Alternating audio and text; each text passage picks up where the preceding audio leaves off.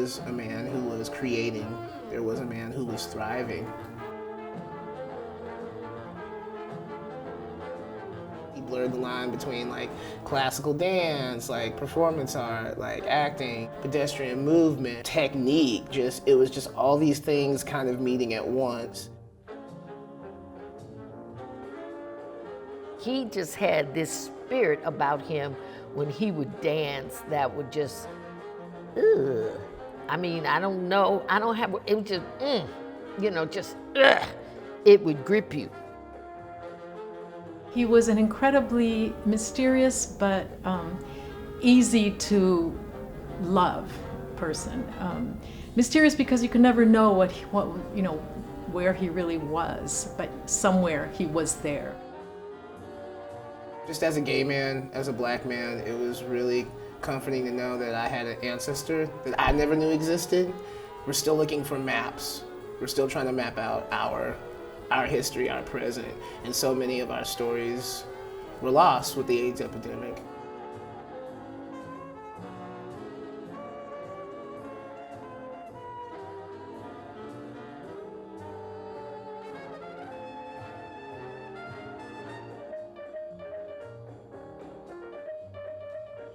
I was introduced to the work of Ed Mock through a local choreographer, Amara Tabor-Smith. She danced with Ed through the 70s and 80s and was a student of his.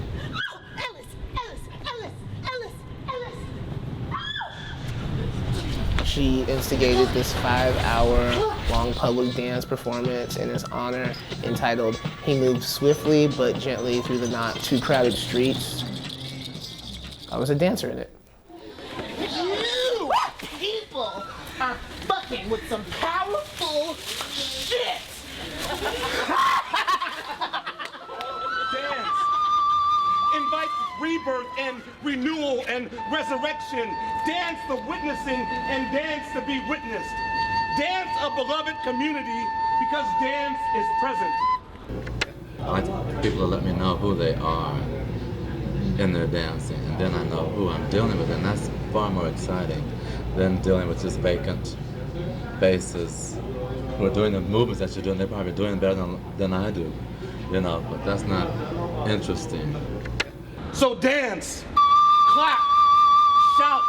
This is metacognition and having a knowing about knowing and a dancing about dancing. Dance into each other's back and we will be of one spine. I went to his class. I was going with a friend, and we went to his studio, which at the time was 32 Page. We were probably the youngest people in the class. I was about 14. So we were on the floor stretching. We were wearing those old polyester leotards and tights and leg warmers, and he walked in the room. And I remember he was wearing these pants. They were like knit flowing pants and no shirt, and this beautiful black man with bald head, and it was like his presence stunned me.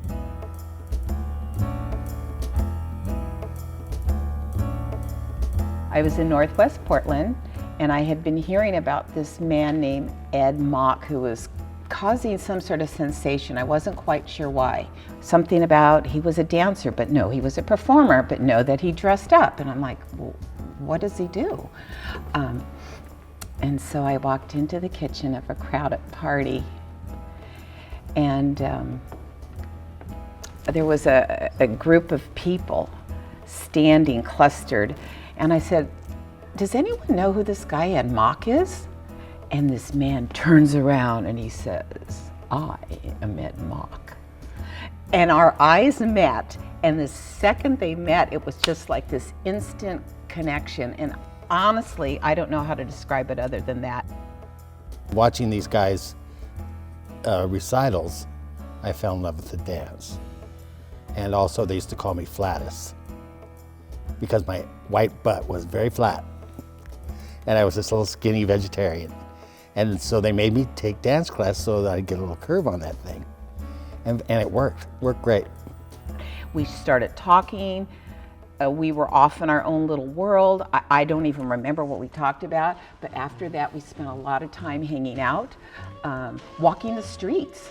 And then I would see him at a performance. Like I wouldn't go to all the performances. I mean, I had other things I was doing as well.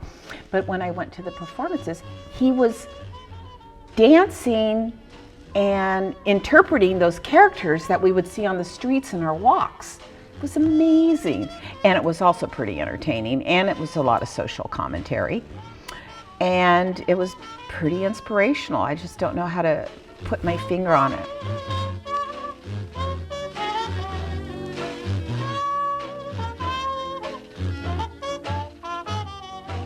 I was like, oh my God, I'm in the presence of God.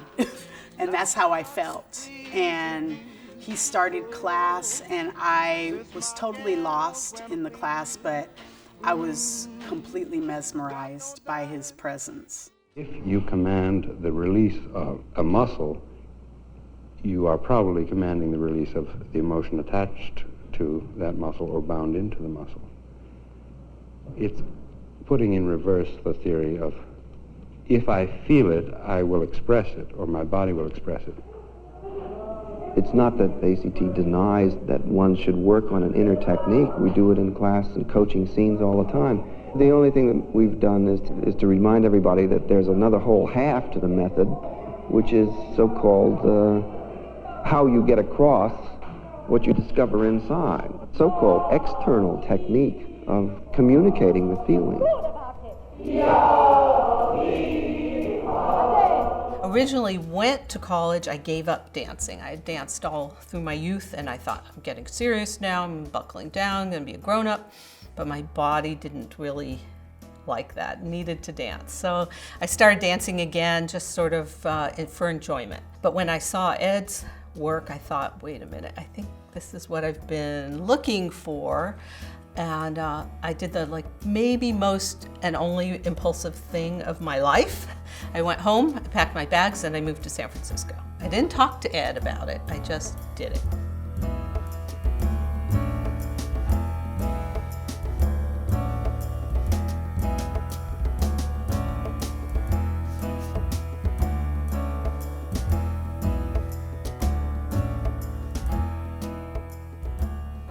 I'd say his classes got up to 35, 40 people. I mean, they were packed. And the energy that just emanated from that room was incredible. So I guess that was back in 1979. And then I started studying photography. And I asked Ed if I could take pictures. And he said, sure, just, whenever you want to. Ed's name was the name, if you were studying, if you were gonna be anybody in dance, you had to get to Ed's class. And Ed's class was in San Francisco. Ed's class was jazz.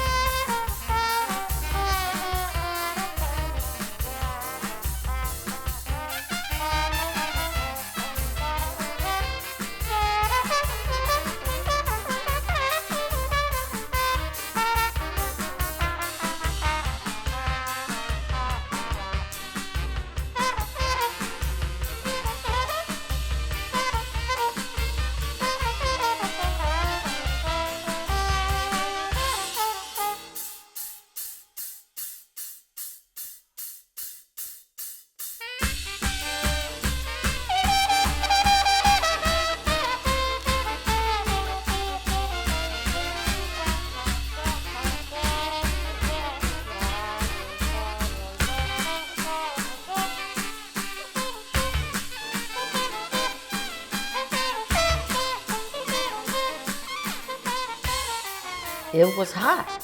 It was what you did. It was where you went. You got in your car and you went wherever those people were. If you wanted to be anybody, you were in those classes. You were in Ed's class, and Ed would do a new routine every night. He didn't do a routine and the next day you gotta, you kept working on it. If you missed class, you missed the whole routine. Complete process, all working in one go. We're getting breathing, we're getting control of breathing, and we're getting... I'd only been dancing 5 months, I want to say, and I went back to school for 3 weeks and dropped out of college 6 months away from graduating to come join his company. We met at Ed's studio. It wasn't a company then, we were just class members. And suddenly there was a wild man running around and it was you. And that's when I first The noticed. choreography workshop that Ed taught. Yes. Yeah. That's when I noticed you. Yes.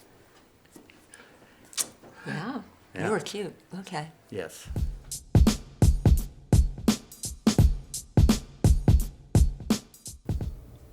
I wasn't pleased with my growth while training in Oakland, and I kept hearing Ed Mock's name. So I decided to journey to his studio, which was a 32-page.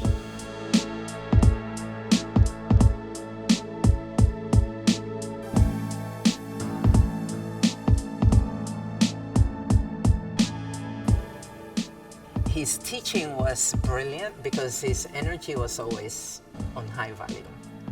So he was extremely generous that way. And it was like being in church, kind of. Taking his classes. It was a church experience.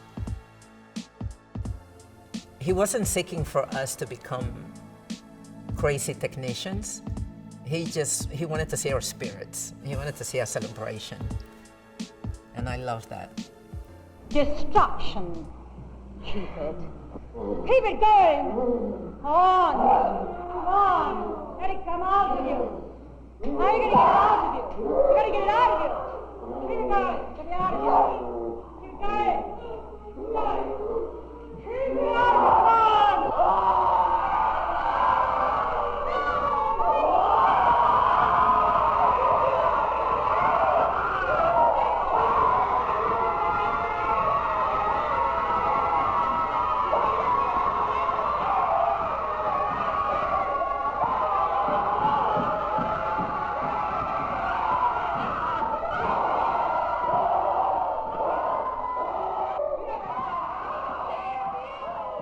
It was the first time I felt spirit was in his class. That was the first time I ever felt really spirit through the dance.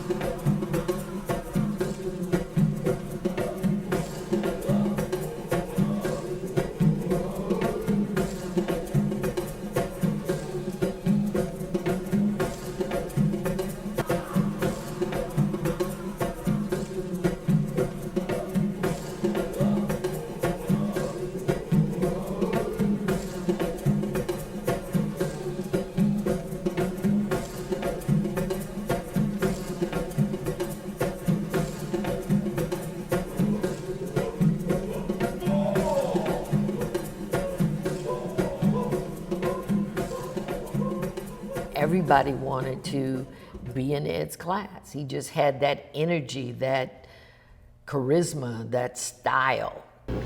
I like those step on and say, maybe I'll do it this way, or I'll add this little accent on it. Or they make sure that you see them somehow. Everybody does that. They find some little something that's gonna put their own little personal touch on it, and that's what I look for. And then you can have to find out how to make all that mesh. If you're talking about having a company, then you figure out a way to how to make all those personalities and all those different styles of movement mesh and be exciting. And the excitement comes because of all those differences.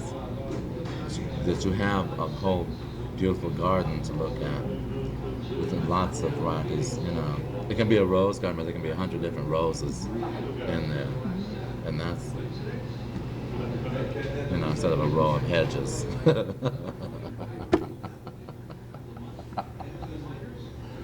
You know, he was pretty open to all kinds of experiences, and even people that might be considered sort of eccentric, sort of outsiders.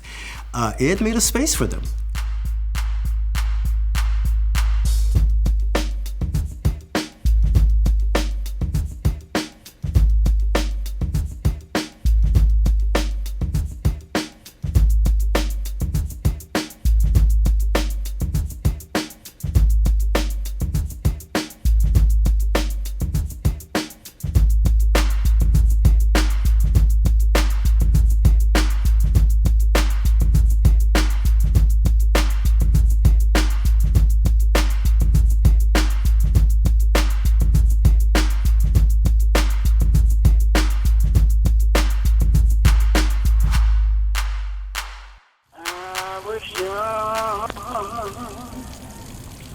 And I recall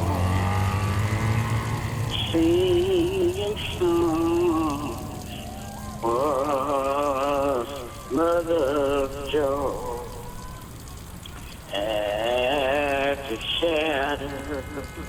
Would you like to talk to Jesus? Please hang up and try again. Would you like to talk to Jesus? Hang up and then dial your operator. Would you like to talk to Jesus? I came here because I was a little disenchanted with the dance scene in New York. That was a very formalist era, everybody just dancing as a line or a shape, but kind of depersonalized, and I felt like I wanted to make something personal. I felt like I wanted my identity as a gay man to be part of what I did. I thought San Francisco might be a good place to do that, and it certainly was. I moved to San Francisco in, I think it was the spring or summer of 1980. And I started taking classes at studio and waiting for him to ask me to join the company. Coming to San Francisco with my family, the Jones Company. And in the Jones Company was the very illustrious Bill T. Jones and Arnie Zane. That was one of my baby brothers. So Bill, Arnie, myself, my brother Azel, we came to San Francisco and started our own theater company, the Jones Company. I spent a lot of time not fitting in to the dance world. Every class, every ballet class I took, they'd say, oh, you're a jazz dancer. Every modern class I took, they'd say, oh, you're a ballet dancer. And so I spent a lot of time trying to find my place and where I really did fit in. And I didn't notice right away what was going on in the dance world. I was looking for my place in that world.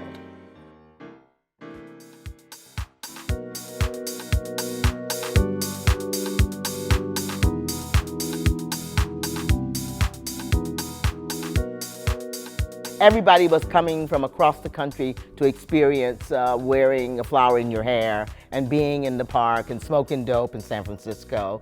I had just discovered Isadora Duncan, the legendary Isadora Duncan, and I became one of the Duncan dancers. Oh, San Francisco then was just an amazing quagmire of social. We did a lot of recreational drugs. I'll just say that, you know, that was a lot of stonedom around. North Beach was a very famous place for artists to hang out. And we often ran into each other in different venues all over the city because Ed was like that. I mean, he was all over. He went everywhere. He did whatever he wanted to, and he never seemed to be limited. And people sort of saw him. You know, he was sort of elastic that way, and he fit in. Even though he was an outsider in some ways, he fit in the environment he was in. Everybody was attempting to find out who they were and where they fit in. I was a hippie girl, and it was like I was a hippie black girl on the edge of all of this that was going on in San Francisco and trying to figure out what the hell is happening. But at the same time, it was like, far out, man. It's okay. It's cool. You know, this was the vibe, you know? Yeah. I was magnetized by his performance. As a performer, I consider Ed a genius because he was able to adapt to anything. And he used to improv quite a bit, performing with Robin Williams. Yeah, genius. And I don't know if you witnessed Ed Mack performing with Bobby McFerrin and Yo-Yo Ma. Genius, among other things. So that's really what inspired me to be around him more than anything. Of course, his personality as well, because we became really good friends.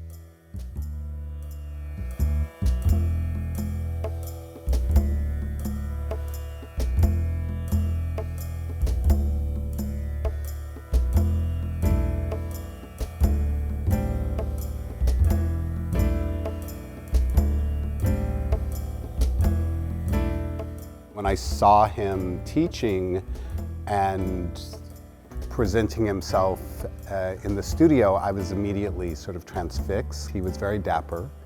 He always had a suit jacket on and probably thrift store sort of baggy zoot suit style pants, but very you know, beautifully done in wool or something. So he's always turned out in some kind of way, and he had a shaved head. This was before I had a shaved head. He reminded me of Tupac, you know, in his younger days with the glasses, the wide rim glasses, and that beautiful face, and that body, that body. But he was, I wasn't a part of the tight circle, so I only got to know him later. That he was funny, he was incredibly controlling, but he was wild. He was a wild card, and he wanted you to push the envelope.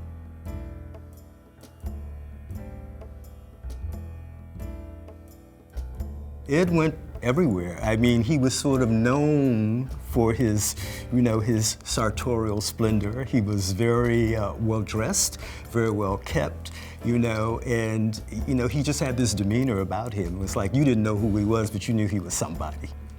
And he basically just attracted people to him that way. Ed went everywhere. I don't remember Ed not going anywhere. There was something very empowering about him because he was totally in his body, and I think some of that obviously came from the dance training, but I think some of that came from being a black man in the world and having to present in a certain polished kind of way. So all of these things were new to me, and I was immediately drawn to him. When I'm teaching, I'm looking at dancers as possible performance. I'm looking at them, their willingness to totally lose themselves in a movement, the willingness to explore other possibilities in the movement that I have given them. There was no formality between the students and the teacher. There wasn't that thing that is often set up between student and teacher. Ed was just right there telling you what was wrong and making sure you hurt. You hurt good. So you got through that warm up, and you were sweating when you got done. That sufficing, the appetite may thicken. And so, die. I've been in it since October. I'm in the training program, so I don't know what's going to come of it. Maybe a year from now I'll be able to say I'm a dancer actor or something. Right now I'm primarily a dancer. I know that there were people who said that he was demanding, but what artist isn't? I mean, he would put you through literally almost an hour of just warm-ups. So you didn't go right into a combination. You had to really put your body through tortured warm-ups just to get to the point where you could get to that combination that he would give at the end of the class. Then you couldn't wait till you get to the next class, which was, a couple days later, because you could do it all over again.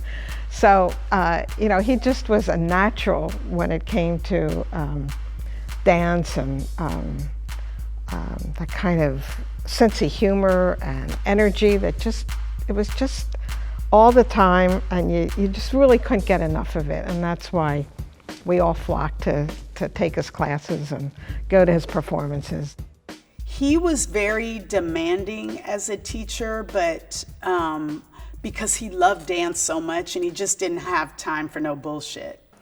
I remember him throwing records, Oh. not necessarily at people. Neighbor, yeah. Yeah. He was very giving of what he wanted students to take away from his classes, and they were a lot of fun. They weren't predictable necessarily, but you knew you were going to have a great time in class. Most of the time. He could have his moments, like maybe the time he got mad at everyone and climbed out the window and up on the roof of the building and stayed there for a long time. I think we all finally left.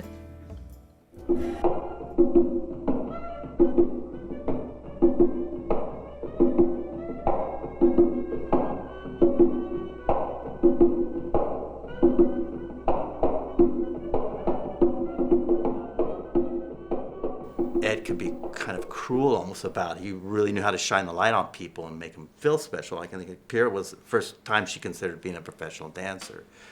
But then if you were on the outs with him, it just turned the light off, and that was really hard to take. And it meant that a whole company of people you were also out on the outs with them too.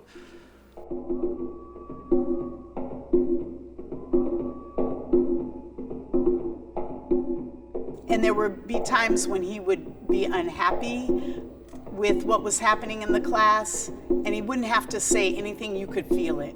You could just feel it, or he would be like, okay, children, you need to get it together, But he loved dance, and he was so generous. At the same time, he gave so much.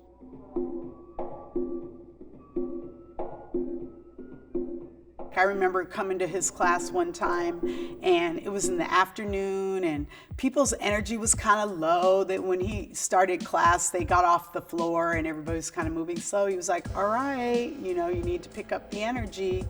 And he gave an exercise, and then at the end of the exercise, he was like, well, we could go home, right now. You need to get it together.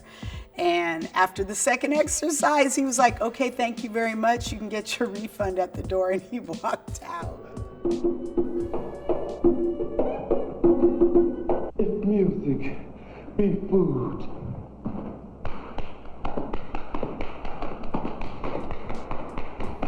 he was one of those people who really allowed artists to explore their own medium. He wouldn't limit you and cut you off. He would look at it, and he would tell you if he thought it was good or not. If it was good, he said, mm-hmm. If it wasn't good, he said, maybe that needs some work. He never told you it was bad or it was terrible. He just said it needed some work. play off. Give me excess of it. It was wonderful. It was people of extreme diversity. Were all the dancers who didn't look like the perfect white ballerina or the perfect white male dancer. All the dancers of color who, most of which were technically superior, were all at Ed's studio. Well, it actually happened out of people that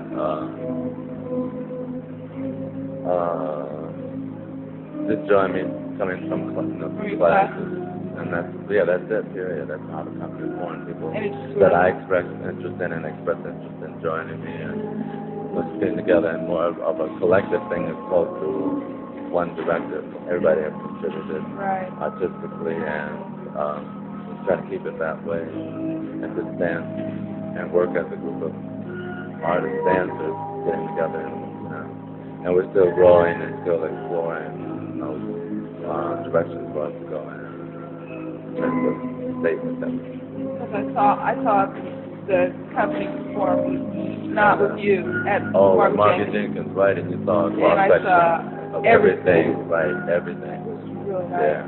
It wasn't what I was expecting. Yeah. You know? When you talk about Ed Mock, I think in terms of an artistic voice, yes, here was a man that was completely before his time. It is suggested that he did have a very uncompromising nature with his art and his life, and it has been proven that sometimes, you know, when people can't box you in, you pay a certain price for it. People like to call him a jazz dancer. They would say Afro jazz or jazz, that he taught Afro jazz or jazz dance. But he was really everything. You could be in his class and the music you would hear would be like Brian Eno and Archie Shepp and John Coltrane and Laurie Anderson and Prince. I mean, he played everything. He defied definition. I had been wanting to make him a Marilyn Monroe dress and turn him into Marilyn Monroe. And you know, if you've seen pictures of him, he's pretty masculine, but I just thought it would be the best. So I just showed up with this dress at a rehearsal that he was at one time when he was visiting Portland, and he was like, "Oh, my dear." Of course, you know, so I actually fit it to his body, and I went away and I made it for him.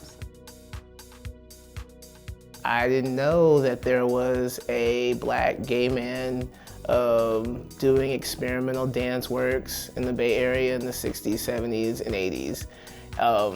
I stumbled upon, you know, just bits and pieces, articles here and there, old photos, grainy tapes of old performances, and it literally put my heart on wings.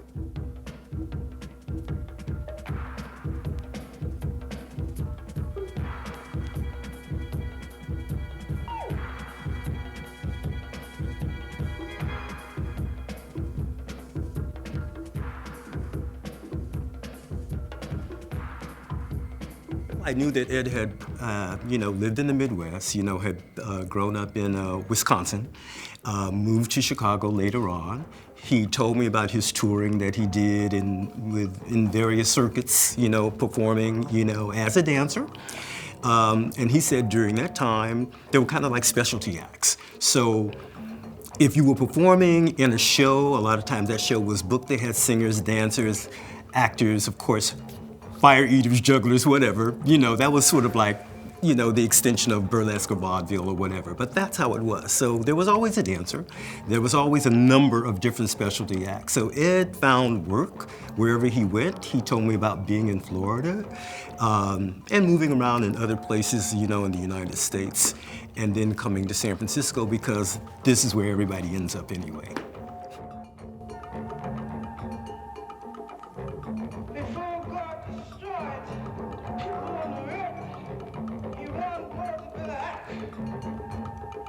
Remember, he came out here around 1968, so, I mean, there's so much going on in San Francisco.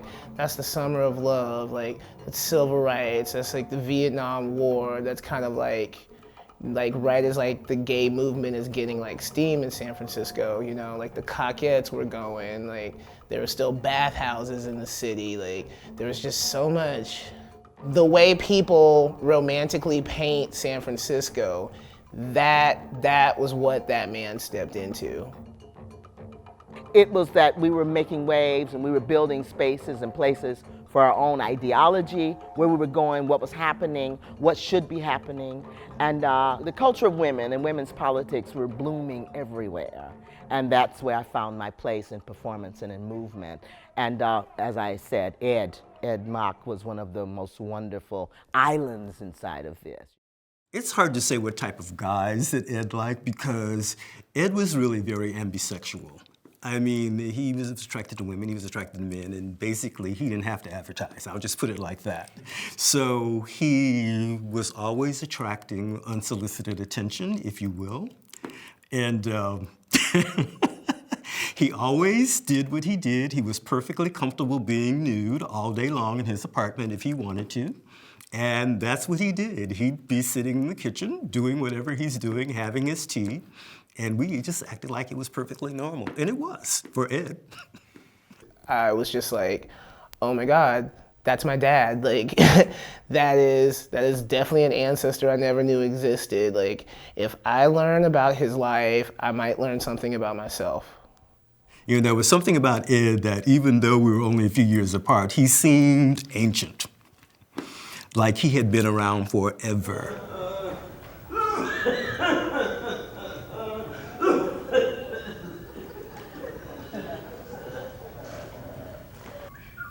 He knew that he was a black man who was also a beacon for us young people of color, black people and brown people. He knew that all that was going down when we were watching him in class. And also, he was a fabulous gay man, and he was giving that up too. So we were like watching all, and like, as young people, we were sitting there going, oh my God. And the first time I saw this was him, you know? And I was like, it's gonna be all right. It's gonna be all right. I think I've arrived. Yeah, yes.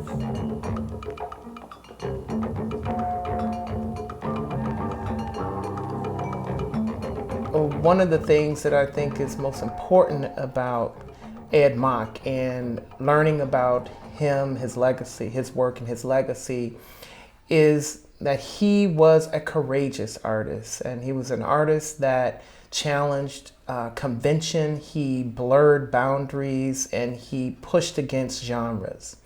And I think this is important for all artists, particularly as a black gay man whose life as both an artist and I assume as a human being was all about taking us to the next level and helping society to realize the possibilities through art.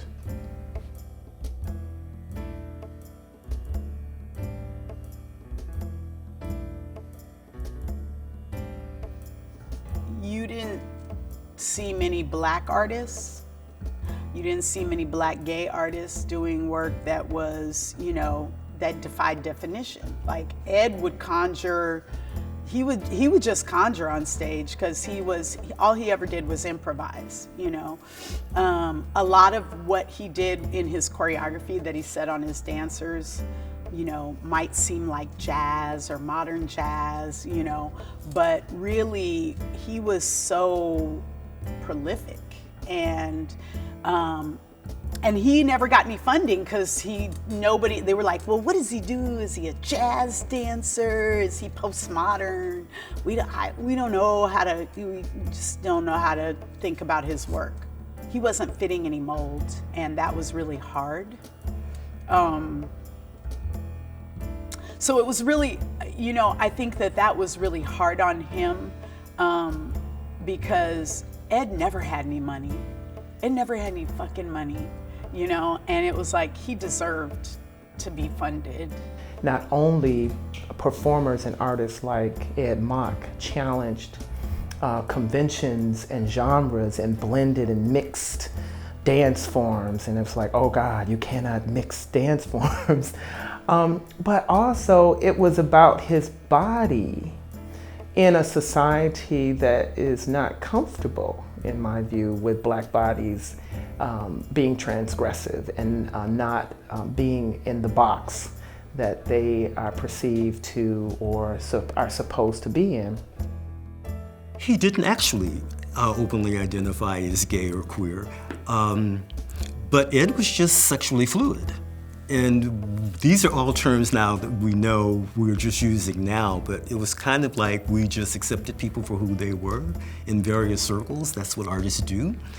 And he never really said that I'm gay. We talked about being gay, but he never really used that description of himself. There were times when we just hung out at Ed's house, and there were times I just crashed there when I didn't have any place to stay. So, I mean, you know, it was like, we used to call it boys camp because it was myself and maybe 4 or 5 other dancers. We would just hang out there. Sometimes I would just come up there in the middle of the night, the door was open, it would never be locked. so anyone could come and go. And you get up in the morning, Ed would say, you know, there might be 2 people there that he didn't see the night before. And he acted like it wasn't a big deal. We had tea, coffee, whatever, talked, was off the class. And Ed liked what he liked. He liked the pleasures of life. You know, he liked his cognac, he liked what he liked. I could tell you a whole list of things he liked that wouldn't fit the traditional pattern. My high school sweetheart was in the dance company also. And I was also Ed's boyfriend. For a second. For like a week. But it's probably more like 6 months, but it seems like a week. So she was the other person for 2 people in my life. Mm-hmm. And it was a secret. It was, yeah. Yes. Sorry. Yeah. Also, it was just the thing that there wasn't the emphasis on that kind of identity that came about later. You know, that was the 1980s where it was more politicized to be gay or to identify as same-gender attracted or same-gender loving. In the early part, just say the 60s and 70s, there wasn't nearly that kind of emphasis. In fact, some people sort of had to pass under the radar, you know, if they wanted certain types of positions or jobs. But no, it was not, you know, quite that way. You know, we laughed about things, you know, we knew about the presence of gay people being here, but I never really heard Ed identify as gay, even though, like I said, Ed was, you know, a person who was ambisexual. I'll put it like that. We got the tail end of everybody gets to sleep with everybody and not worry about anything except for getting pregnant. I mean. Right.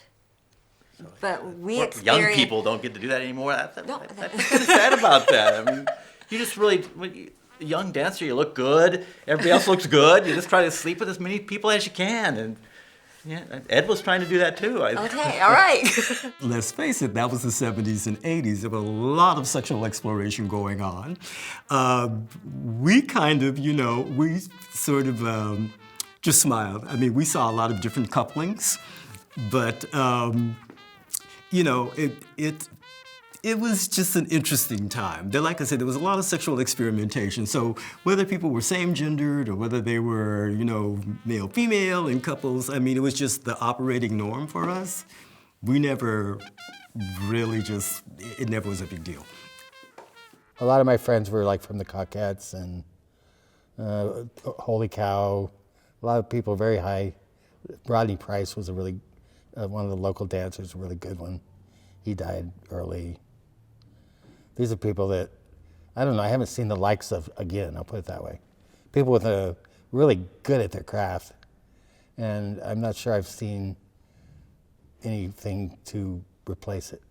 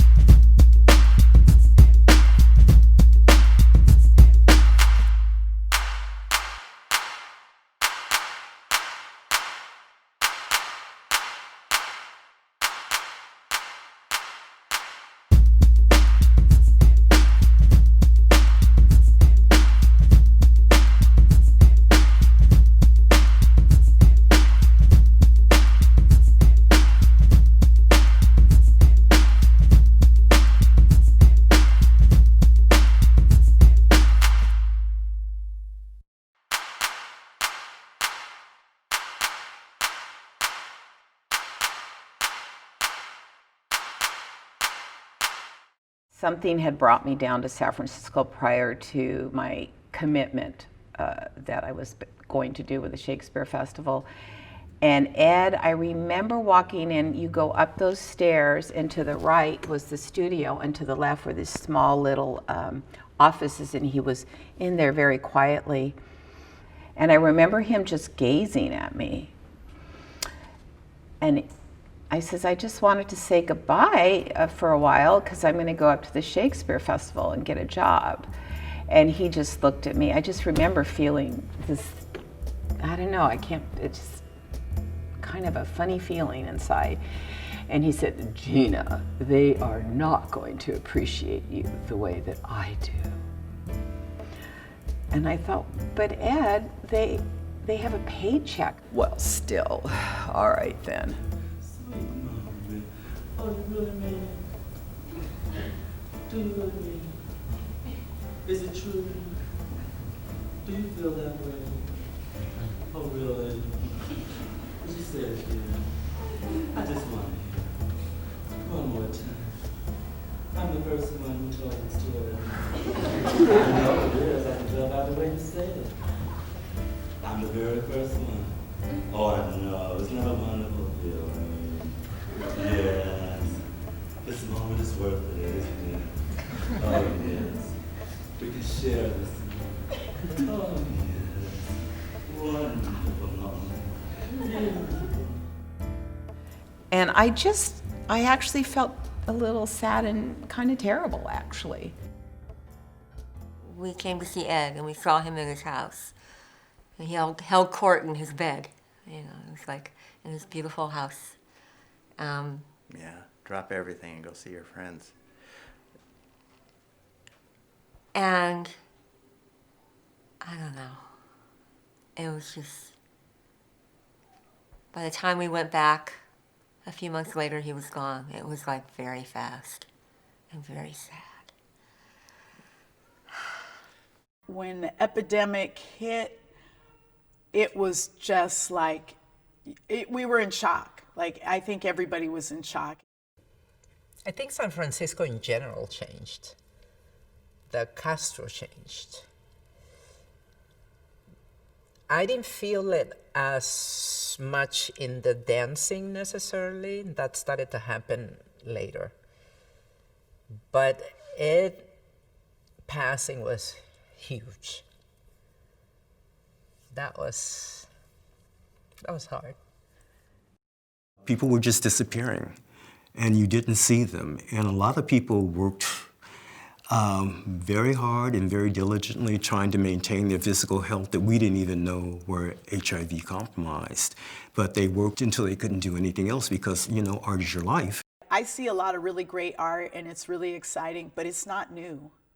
It's not fucking new. Like, when that shit was new, like, there was a price to pay. Like, people were when people were doing shit, like when Ed was dancing and he was like naked and like being Possum Slim in like a jazz club, and you know.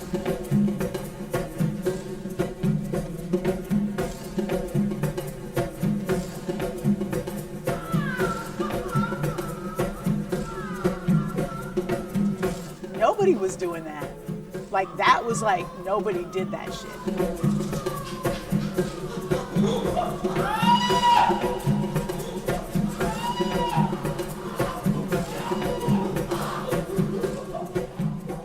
Dance scene really changed in that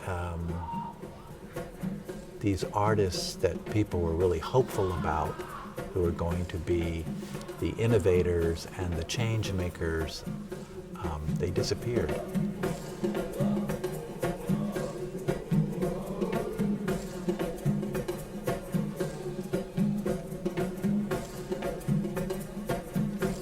We were all like, oh no, he can't be sick. That's just not gonna happen. And even when he was really sick, it was like, no, he's gonna live.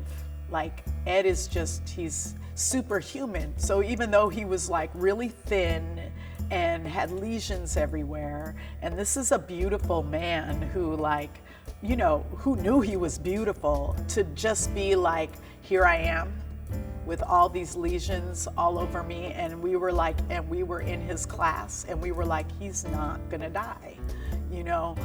But like, I don't know, it was just, it was horrible. My biggest memory of him is when he got sick, his people kind of really gathering around him.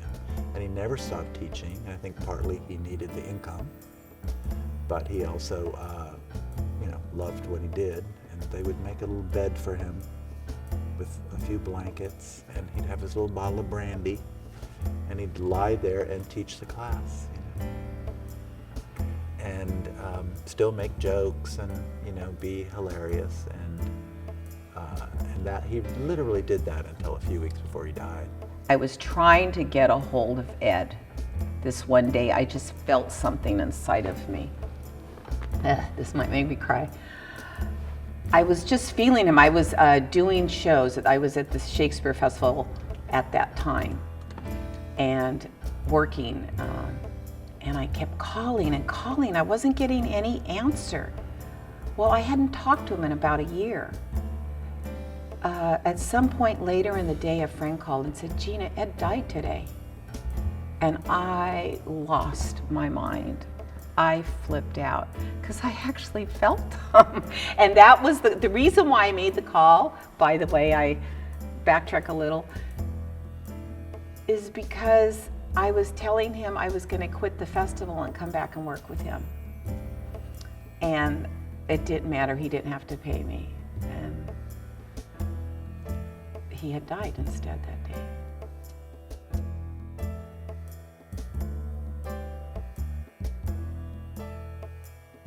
I just remember sitting on the bed with him, and there were a few of us there. I can't remember how many people. We went out to dinner, and he bought me this fabulous shirt. It's like a maroon thing from the 40s.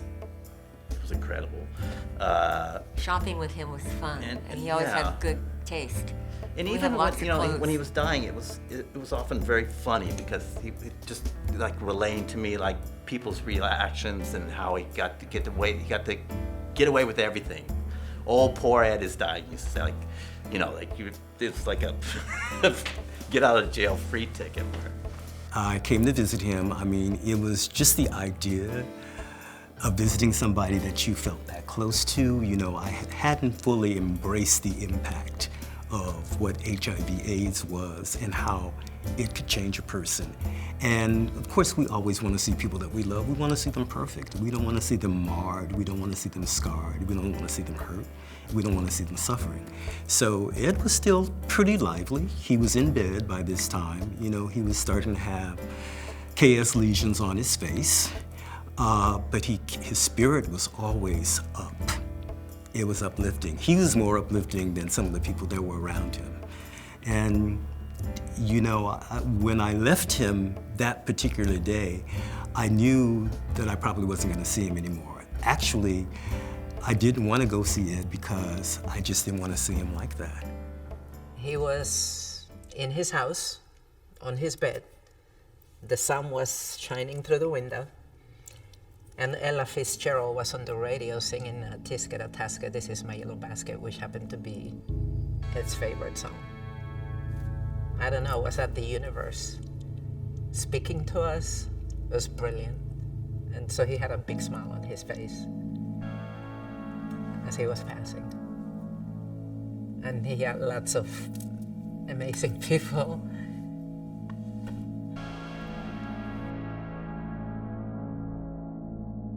San Francisco as a dance scene was like a fucking ghost town.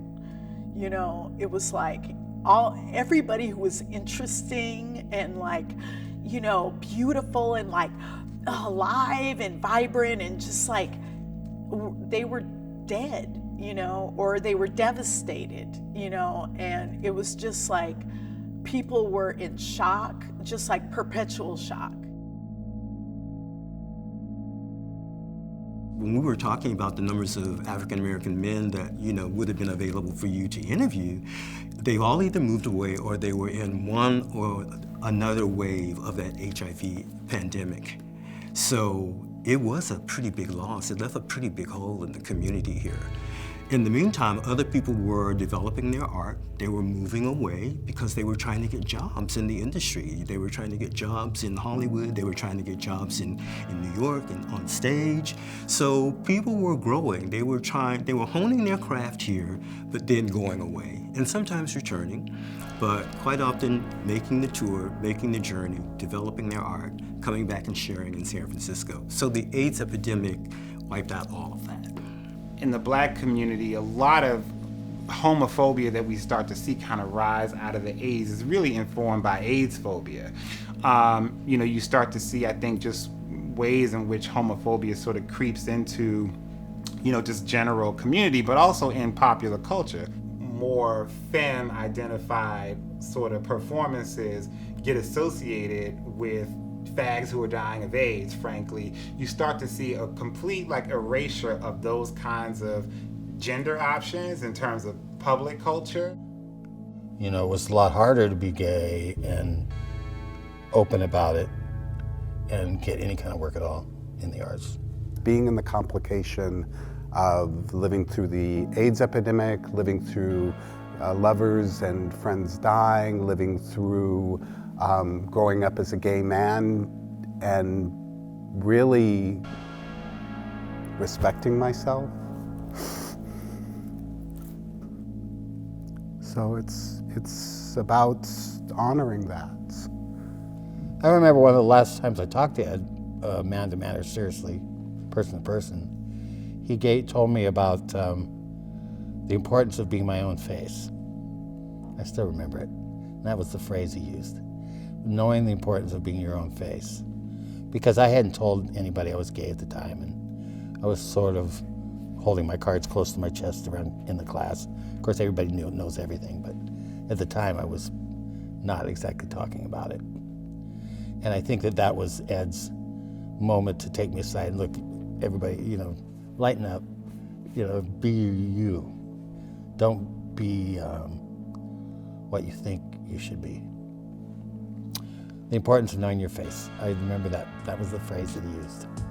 He was very fatherly and nurturing, and he always made people feel like they had a place, and he wanted them to define that place, in their art. And one of the things I took away from Ed is Ed was super tolerant, because there weren't a whole lot of people that could work with me. But like I said, oddness and eccentricity was not off-putting for Ed in any kind of way. Now, people thought that he was just free form and not disciplined, but actually Ed was very disciplined. Very, very disciplined. The world is so instant, everything happens so instant. It's all about instant gratification, just throwing things up on social media, or just everything's so in the moment. But the lives that we are living and the battles we are facing are not new. I feel like it's not always up to me about being so cutting edge. I feel like we are soldiers in a tradition, and the same monsters that come down and try to, stamp out creativity, stamp out life, stamp out freedom, are the same monsters that people have been fighting for a long time. I want people to look at this and know that we have brothers and sisters all throughout history. And then you have men of my generation who kind of came up not really knowing that this history had happened. And so I feel like we go into it and we move to these cities and we make a lot of the same mistakes, not always with, fathers or older brothers to guide us. We also kind of have to keep in the tradition of knowing what our past is, knowing what our present is, so we can make informed choices about the future.